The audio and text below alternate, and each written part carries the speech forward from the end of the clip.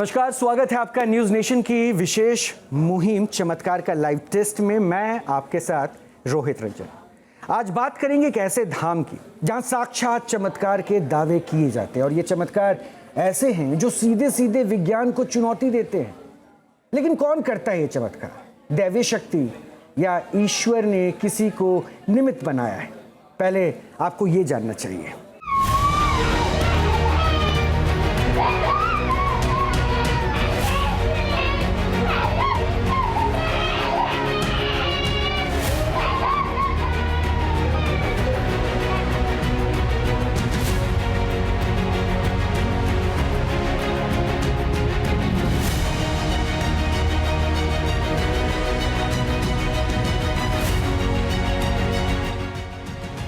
सोनभद्र में एक धाम, बनते हैं बिगड़े काम।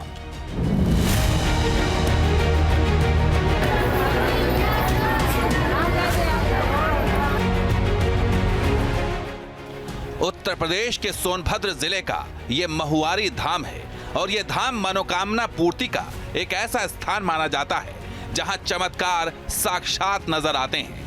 मुंह से आवाज निकलती, बोलो जय माता जी, नहीं निकलती।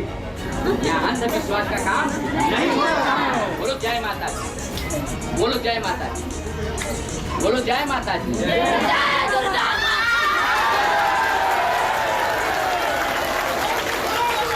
हालांकि इन चमत्कारों पर विश्वास कर पाना इतना आसान नहीं है, इसलिए अविश्वास और अंधविश्वास के बीच खिंची रेखा पर खड़े होकर ही इसका मूल्यांकन किया जा सकता है।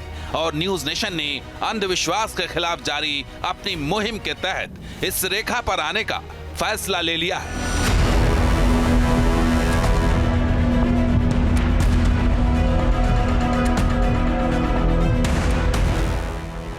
इस दरबार की प्रसिद्धि का कारण सिर्फ इस धाम की सिद्धपीठ के रूप में ख्याति नहीं है, बल्कि वो चमत्कार भी है जिस पर लोग विश्वास करते हैं।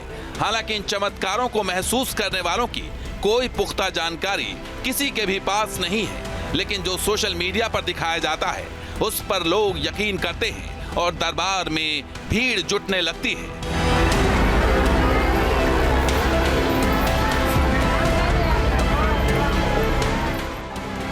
यही भीड़ पुजारी को एक दिव्य चमत्कारी पुरुष के तौर पर स्थापित भी करती है। अब इस दरबार के सिद्ध पुरुष कौन है और यह दरबार किसका है, पहले इसे जान लीजिए। बोलिए सच्चे दरबार की। सोनभद्र के इस दरबार को महुआरिया धाम के नाम से जाना जाता है और इस दरबार का संचालन करता है महाशक्तिपीठ सेवा आश्रम। इस महाशक्तिपीठ सेवा आश्रम के सदगुरु हैं रामाशीष बाबा। और चौंकाने वाली बात यह है कि भक्त धाम के प्रति जितनी आस्था रखते हैं उतना ही रामाशीष बाबा पर विश्वास।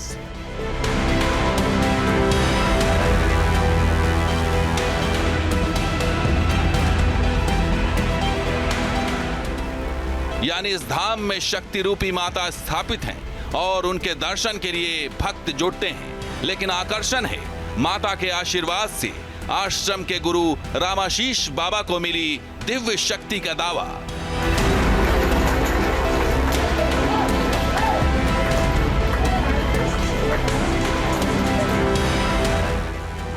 जिससे वो समस्याओं के निवारण का दावा करते हैं। अब दावे के आधार पर क्या है उनकी दिव्य शक्तियां, इसे भी आप जान लीजिए।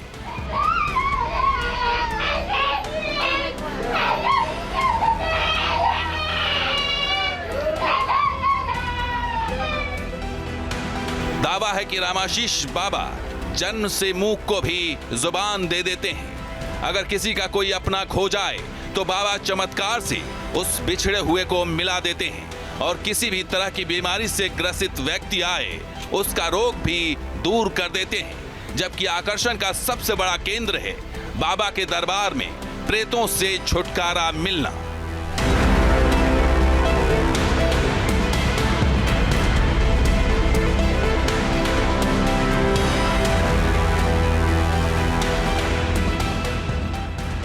यानी यह दरबार भक्तों के लिए केंद्र है जहां न सिर्फ चमत्कार साक्षात दिखते हैं बल्कि इन्हीं चमत्कार को देखकर लोगों की भारी भीड़ भी जुटती है। लेकिन इस तरह के चमत्कार की सच्चाई क्या है, इसे न्यूज नेशन की पड़ताल के जरिए जानिए।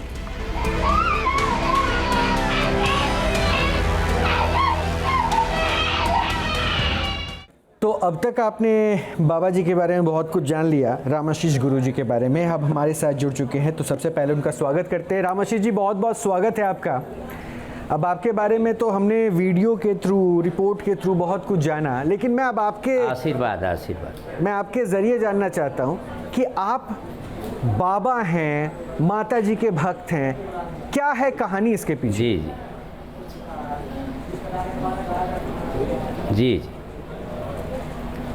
जी कहानी यही है कि मैंने नीम के पेड़ तर पूजा करता रहा।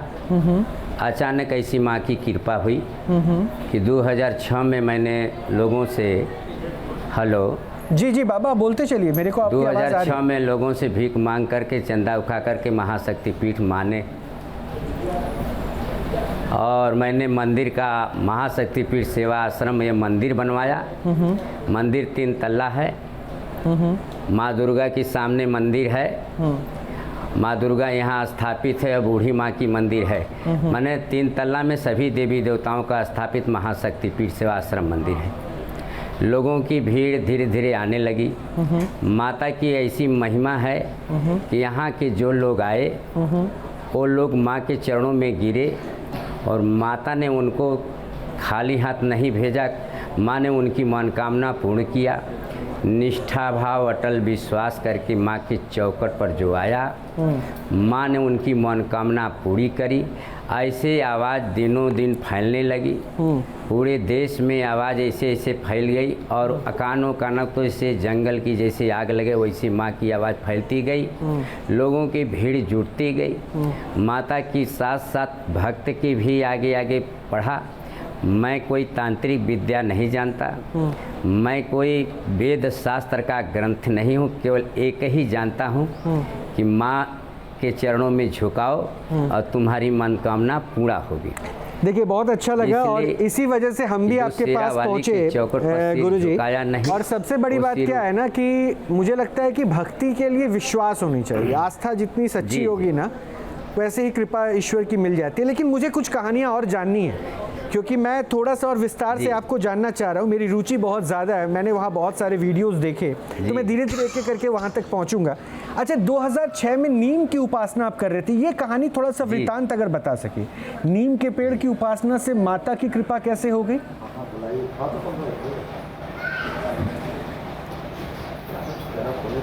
जैसे नीम के पेड़ पर आराधना करता था, दिन भर बैठे रहता था, माँ की पूजा करता था। अर्थात अकस्मात ऐसी कृपा माँ भगवती की छत्र छाया आई कि माँ ने कही कि तुम मंदिर बना दो और मंदिर में जन कल्याण होगा, कहें कि इस धरती का कल्याण होगा, पृथ्वी का जो भार है कुछ हरे जाएगा। क्योंकि मातृभूमि भारत माता का वही पुत्र है जो भारत के जननी का सेवा नहीं करता है, वो पुत्र नहीं कुपुत्र है। इसलिए मैंने माता का स्थापना धीरे धीरे लोगों से भीख मांगने लगा। एक गरीब परिवार में मेरा जन्म हुआ था। मांगते मांगते मैंने इसे मंदिर बना करके और कुंवर अरविंद सिंह राज्य उद्योग मंत्री सचिवालय से उनका उद्घाटन किए। उद्घाटन करने के बाद धीरे धीरे मैया ने आज इतना विस्तार पूरा देश में पकड़ लिया कि आज माँ के सामने भक्त एक का बात भी तो तय हो गया ना गुरुजी, पॉलिटिकली भी आपको पॉलिटिकली भी इस मंदिर से आप बहुत अच्छा सा वेल कनेक्टेड हो गए, मतलब जुड़ाव हो गया आपको। अच्छा मैं ठीक है उस पर आऊँगा, पॉलिटिकल कनेक्शन पे भी मुझे थोड़ा सा आपके बारे में जानना है। ये 2006 से पहले आप अपनी आजीविका के लिए क्या करते थे? सोर्स ऑफ इनकम क्या था आपका?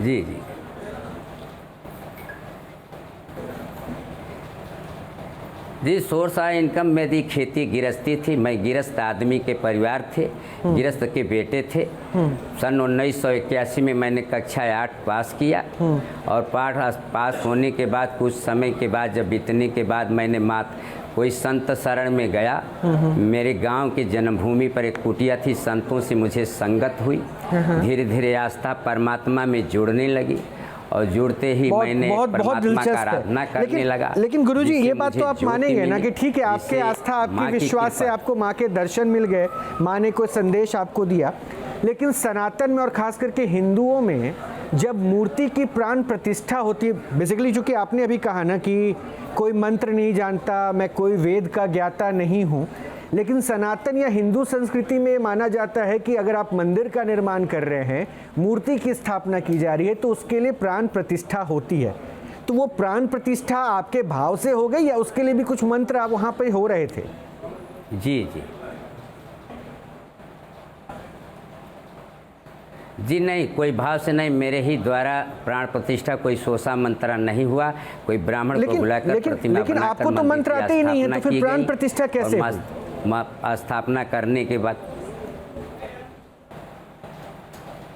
एक ब्राह्मण के द्वारा, कोई जैसे पुजारी होता है ना, गांव घर में नहीं होते हैं जो पूजा पाठ कराते हैं, हाँ। स्थापना कराते हैं। लेकिन गुरुजी मैं अगर गलत हूँ तो मुझे सही कीजिएगा, और भी लोगों से मैं बात अभी जो कर लूंगा। स्थापना कराते हैं, लेकिन उन्हीं मुझे के लगता द्वारा। है कि जितना मैंने समझा या जितना जाना, अभी थोड़े दिन पहले अयोध्या में भी प्रभु राम के मंदिर के में वहाँ प्राण प्रतिष्ठा हुई थी, प्रभु राम की मूर्ति को वहाँ तो बड़े बड़े ब्राह्मण थे, लेकिन प्राण प्रतिष्ठा की एक प्रक्रिया होती है।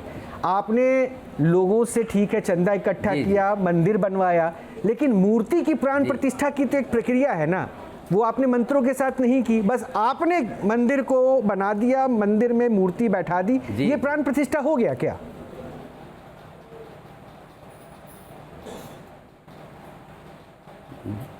जी, मूर्ति बनाने के बाद जब स्थापना किया जाता है, उसकी आराधना करी जाती है, पूजा पाठ के द्वारा उनको संपन्न कृत्यति किया जाता है, मंत्रों के द्वारा संचलन किया जाता है ब्राह्मण के हाथ से। हेलो नहीं, आपने तो कहा ना कि ये सब कुछ नहीं किया, आपने बस आपने ही बस वहाँ पे स्तुति स्थापित की कर दिया, जाती इसलिए मैं पूछा, क्योंकि उसमें- मंत्रों का ज्ञान तो आपको है नहीं, आपने पहले ही कहा। नहीं, ऐसे कैसे स्थापित हो सकती है? नहीं, आपने कहा, जब मैंने हमने नहीं कहा। स्थापना किया तो प्रतिमा लिया करके, गुरुजी ये सब कुछ आपने प्रतिमा कहा लिया था। करके मैं उस बातों को रिपीट कर रहा हूँ। हाँ जी जी, तो ऐसे जी स्थापना जैसे हुई मैंने, तो रात में जब हुई तो मैंने एक छोटी सी मट्टी की प्रतिमा रखी थी। अच्छा, नीम के पेड़ तक। अच्छा। हेलो, जी जी बोलिए ना, मैं सुन पा रहा हूँ आपको। उस मट्टी की प्रतिमा रख कर नीम के पेड़ तक मैंने पूजा पाठ करता रहा। मट्टी की प्रतिमा रख कर पूजा पाठ करता रहा।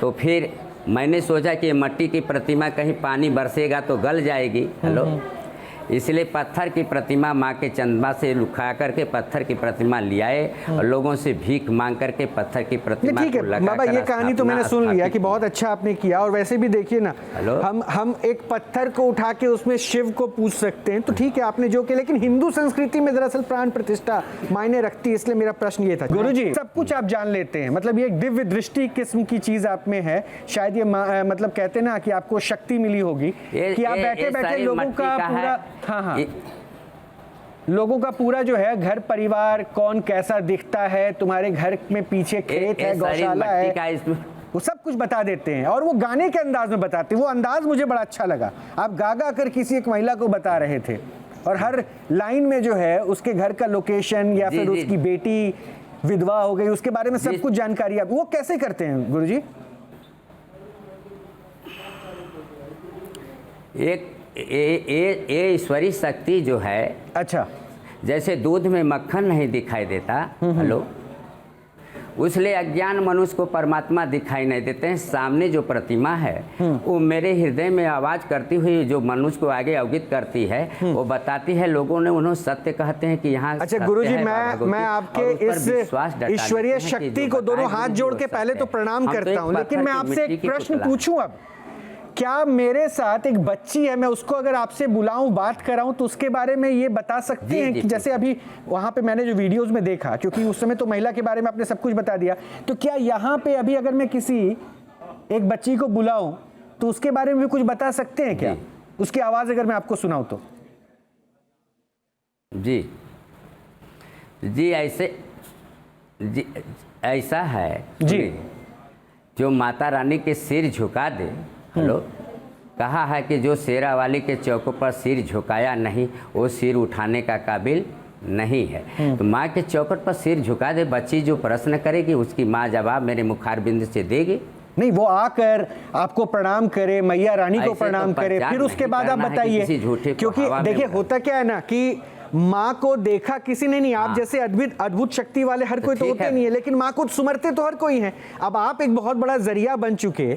मैं अगर ये चाहूं कि आप उनकी सुमिरन को मैया के चौखट पर बैठे हैं, आप पहुंचा दें और उसके बारे में, उसके घर परिवार के बारे में थोड़ा कुछ बता दें, जैसे वो वीडियोस में आप करते हैं। जी ऐसे जिस प्रकार जैसे कोई अंगुरिया अपने से तो हिलती नहीं है, जब तक प्रभु की कृपा होती है तभी हिलती है। अच्छा, मनुष्य आवाज अच्छा, निकलता है, जब तक उनकी कृपा न होती तो आवाज भी नहीं निकलती है। तो जो कुछ करते हैं वही है। अच्छा, मतलब वो दरबार में ही हो पाता है और इसके बाद ही ये संभव है। मतलब ऑनलाइन, ये कुछ नहीं ऑनलाइन कर सकता सुविधा जब अभी तक नहीं है। तो मैं आपको कुछ लोगों से अब मिलवा रहा हूँ गुरुजी, वो अब आपको सुन रहे थे जी। वो अब आपसे बात करेंगे, उनके प्रश्नों का जवाब दीजिएगा। तो सबसे पहले तो प्यारी सी ऑडियंस है, उसका बहुत बहुत शुक्रिया जो हमारे साथ जुड़ी हुई है, क्योंकि ये वो हिस्सा होंगी जो एनालाइज करेंगी, कैलकुलेट करेंगी, बताएंगी कि क्या सही हो रहा है, नहीं हो रहा है। इसके अलावा स्टूडियो में जो विशेष मेहमान हैं जो गुरुजी से बात करने को आतुर हैं, तो सबसे पहले मिलवाता हूं मैं आचार्य राज मिश्रा से। ये हिंदू धर्म गुरु हैं, ये वेदों को पढ़ चुके हैं, शास्त्रों की जानकारी रखते हैं, इसलिए ये भी अपना तर्क रखेंगे। इसके अलावा रविंदर कुमार हैं जो मेंटलिस्ट हैं, तुषार राजकुमार हैं, ये भी मेंटलिस्ट हैं, और डॉक्टर शरद सिंह हैं जो मेडिकल एक्सपर्ट हैं। गुरुजी, मैं मेंटलिस्ट शब्द को थोड़ा अभी एक्सप्लेन कर देता हूँ। मेंटलिस्ट का मतलब है ना कि अभी आप वहाँ बैठे बैठे, हो सकता है कि अभी आपने कहा ना कि मैं यहाँ दरबार में आए, माथा टेके, फिर कुछ बता पाएंगे। ये बैठे बैठे बहुत कुछ जान लेते हैं, ये दरबार में नहीं बुलाते, इसलिए मेंटलिस्ट से दिमाग पढ़ लेते हैं। जैसे आप पढ़ के बता देते हैं ना कि हाँ उसके घर के पीछे में वो गौशाला है, तो वो सब कुछ यहाँ बैठे बैठे ये करते हैं। बहरहाल मैं सबसे पहले शुरुआत करता हूँ आचार्य राज मिश्रा से। मिश्रा साहब, बात करना चाहेंगे गुरुजी से? जी बिल्कुल, मैं बात करना चाहूंगा, लेकिन मैं एक बात बड़ा क्लियर स्पष्टता के साथ सबको कहना चाहूंगा कि सनातन धर्म वाक्य में ये नहीं है जितना हम लोग सनातन धर्म को समझ रहे हैं। ठीक है जी। सनातन धर्म को समझने की आवश्यकता, जिस देवी की आप आराधना कर रहे हैं, जिन देवताओं की आराधना कर रहे हैं, उन देवी देवताओं ने एक शब्द बड़ा सुंदर कहा था, एक शायद श्लोक है बड़ा सुंदर भागवत का, कि नहीं सुप्तस्य सिंहस्य प्रविश्यन्ते मुखे मृगा, सोते हुए सिंह के मुख में आकर के मृग प्रवेश नहीं करता है। सनातन धर्म ने हमेशा लोगों को कर्म पथ पर आगे बढ़ने की राय दी है। सनातन धर्म के अंतर्गत कर्म को सबसे बड़ी प्रधानता दी गई है। अगर हम आदि शक्ति की बात भी करें। अच्छा, मेरा एक प्रश्न है, बीच में रोक रहा हूं, बहुत अचानक से प्रश्न है, बहुत जरूरी है। जी रोहित जी। गुरुजी ने अभी एक बात कही थी, पैनल पे बैठे आपने वो वीडियो सुना होगा। गुरुजी ने कहा कि ये शक्तिपीठ का निर्माण इन्होंने करवाया। गुरुजी, शक्तिपीठ ही आपने कहा था ना? नहीं, शक्तिपीठ तो नहीं हो सकती। शक्तिपीठ ही, इसलिए मैंने बोला शक्तिपीठ। जहां तक मैं जानता हूं, माता सती जी जी के जहां जहां शरीर के हिस्से गिरे वो शक्तिपीठ कहते हैं। हाँ, जब तो मैं इसलिए पूछ रहा हूं, आपने मूर्ति स्थापित कर दी, वो शक्तिपीठ कैसे क्लेम कर दिया? क्या ये संभव है? महाराज जी के शब्द को सुनकर के मैं दो चीजें बड़ा स्पष्ट कह सकता हूं। हाँ। महाराज जी ने जी अपने, हाँ बताइए महाराज जी, शक्तिपीठ कहाँ? चलिए बोल दीजिए, फिर मैं आपके प्रश्न को आता हूं। और मैं इतनी देर बैठ करके आपको सुन पाया हूं। देखिए सनातन, जहां दोनों जी जी प्लीज बताइए। हेलो, हाँ मैं सुन रहा हूं। जहाँ शिव शक्ति प्रकट होती है, जहाँ दुर्गा शक्ति होती है, वो महाशक्ति होती है। नहीं महाराज जी, सभी शक्तियां इकट्ठा होती है वहाँ महाशक्ति कहा जाता है। नहीं महाराज, फिर आप गलत। इस मंदिर का नाम महाशक्तिपीठ सेवा आश्रम। सुन लीजिए, नहीं फिर आप गलत कह रहे हैं। आप इस चीज को मंदिर का नाम दे सकते हैं, मंदिर कहीं भी हो सकता है, उसमें कोई दो राय नहीं है। मंदिर के जो प्राण प्रतिष्ठा की आपने बात की कि आसपास के कोई पंडित जी ने आकर के प्राण प्रतिष्ठा कर दिया, ये प्राण प्रतिष्ठा की भी प्रक्रिया नहीं है। इस चीज को बड़ा क्लियर सोच लीजिएगा। प्राण प्रतिष्ठा की प्रक्रिया बाकायदा 7 दिन होती है। जी, मंदिर एक अलग चीज है, शक्ति मेरी नाम दुर्गा है। तो मैं दुर्गा जी का तो नाम है, लेकिन दुर्गा जी की प्राण प्रतिष्ठा आप कैसे करेंगे? आप मुझे बहुत उलझा, उस पर मत लेकर के जाइए, नहीं तो फिर मैं वास्तविकता में वहां चला जाऊंगा जहां उत्तर देना आपके लिए बड़ा मुश्किल होगा। मैं बड़ा क्लियर जो कह रहा हूं, सिर्फ उसका उत्तर मुझे दीजिए। मैं आपको प्राण प्रतिष्ठा के नियम समझा रहा हूं, बता रहा हूं। जो आपने प्राण प्रतिष्ठा का नियम बताया है वो प्राण प्रतिष्ठा का नियम वेद के अंदर नहीं है, इसको ध्यान रखिएगा। और जब तक किसी चीज की प्राण प्रतिष्ठा ना की जाए तब तक वो मूर्ति पूजा के योग्य है ऐसा नहीं कहा जाता है, इसको मानिएगा। क्योंकि मूर्तिकार अपने घर में रख करके जब मूर्ति को तैयार करता है तो उसकी आराधना नहीं की जाती है। जब उसको ला करके जो शक्ति है, चाहे वो दुर्गा मूर्ति है, चाहे वो भगवान राम की मूर्ति है, चाहे भगवान हनुमान जी की मूर्ति है, उनके मंत्रों का पुरुषचरण की संख्या में जप किया जाता है। पुरुषचरण उस शब्द को कहते हैं जहां पर जो मंत्र है उसके एक अक्षर का 1.25 लाख जप किया जाए। तो बाकायदा 11 ब्राह्मण, 7 ब्राह्मण, 51 ब्राह्मण बैठ करके उसका जप करते हैं। और दुर्गा मूर्ति में स्पेशली जो मार्कंडे पुराण उक्त दुर्गा जी का मंत्र है उसका चैंट करके दुर्गा का आवाहन किया जाता है। ठीक है, फिर एक दिन मूर्ति को जल के अंदर, एक दिन मूर्ति को धन के अंदर, एक दिन मूर्ति को वस्त्र के अंदर, एक दिन मूर्ति को पुष्प के अंदर। आचार्य जी रोक रहा हूँ इसलिए क्योंकि ये प्रक्रिया तो ये प्रचलित, उन्होंने प्राण प्रतिष्ठा नहीं जल के की। अंदर, धन के अंदर रखी गई है। मैं तो नहीं, आपने लेकिन जल के अंदर, शक्तिपीठ धन कैसे? के अंदर रखी गई है। मैं आ रहा हूं, उन सब चीजों पर आ रहा हूं। तो एक तो सबसे पहले यह प्रक्रिया एक ब्राह्मण से संपन्न नहीं हो सकती, वो गलत तरीका था आपका, मैं उसको क्लियर कर रहा हूं। दूसरा, शक्तिपीठ आपको पता होगा, आदि शक्ति जब दक्ष की पुत्री बनती हैं और अपने आप को योगाग्नि में भस्म कर लेती हैं तो भगवान शंकर उनको लेकर के जहां जहां दौड़ते हैं, उनके अंग जहां जहां गिरते हैं, रोहित जी बिल्कुल स्पष्ट कह रहे थे और वास्तविकता में वही प्रक्रिया है, और वहां पर शक्तिपीठ की स्थापना हुई। तो ऐसे ही किसी मंदिर को बना करके शक्तिपीठ का नाम नहीं दिया जा सकता है। अगर हम ऐसे शक्तिपीठ का नाम देते हैं तो साधारण कंक्लूड पे आइए ना। तो फिर अब एक पहला तो ये हो गया ना कि आपने उस मंदिर की डिटेलिंग शक्तिपीठ से कर दी, और अभी इन्होंने कहा कि जैसे विंध्याचल और मैहर माता स्थान में होता है, ये अपने आप को समकक्ष लाए, तो क्या ये ऑर्थोडॉक्स नहीं हो गया? अंधविश्वास के साथ जोड़ने की ये भ्रमित करना है, ये पब्लिक को जनरली भ्रमित किया जा रहा है। ये पॉइंट है मेरा। हाँ, तो ये भ्रमित करने का तरीका, इस पर मैं इनके साथ नहीं हूं। एक छोटे से ब्रेक के लिए यहां पे रुक रहे हैं, लेकिन चमत्कार का लाइव टेस्ट लगातार जारी है।